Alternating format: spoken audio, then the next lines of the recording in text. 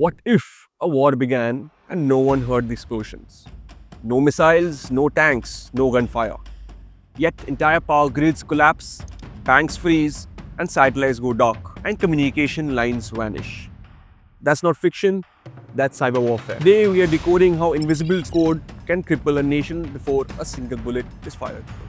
Welcome to day 9 of Defence Reimagined, 30 days of real power. We have explored submarines, air power and emerging defense technologies. But in this episode, we enter the most complex and least understood battlefield, that is cyberspace. The episode will explore what modern cyber warfare looks like, from Stuxnet to satellite hacks. We'll also cover India's evolving cyber commands and doctrine, and why digital sovereignty is as critical as territorial integrity, and how individuals, not just armies, are part of this front line.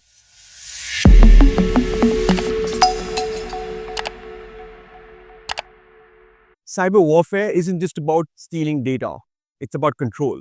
Stuxnet, the virus that destroyed Iran's nuclear centrifuges, proved that a few lines of code can achieve what airstrikes can't. In 2022, cyberattacks targeted Ukrainian power grids before Russian troops even crossed the border. Closer home, India power networks in Ladakh, financial institutions and even AIMS faced coordinated cyber intrusions linked to foreign actors. The next war could begin not at the border, but inside a server room. What should India's response be, you may ask? It must be to building our cyber muscle.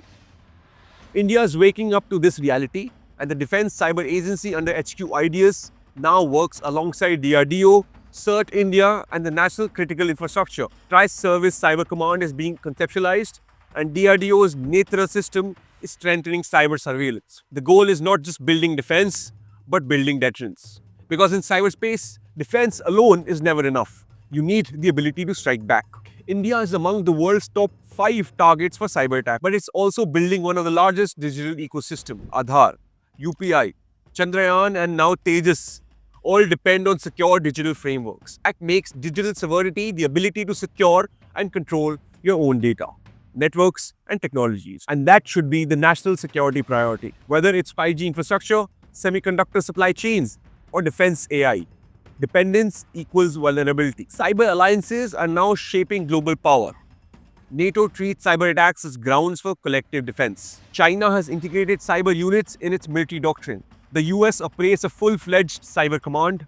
And for India, cyber diplomacy from Quad initiatives to Indo-Israel technology collaborations will define how we build a secure digital future. This isn't just about technology, it's about sovereignty in the truest sense. India's vision of Atmanirbharta must extend from manufacturing to even cyberspace. Every indigenous code written strengthens our independence in the invisible domain. In the Arthashastra, Chanakya wrote, "He who knows what others do not wins without battle." Cyber power is exactly that.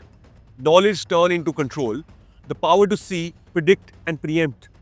For a civilization that once mastered knowledge as a weapon, India's digital awakening is not just modern, it's a return to form. Tomorrow on day 10 of Defence Reimagined, we decode the rise of private and defence industry and dual-use technologies, and how startups and private players are quietly transforming India's military edge. Until then, stay aware, stay secure.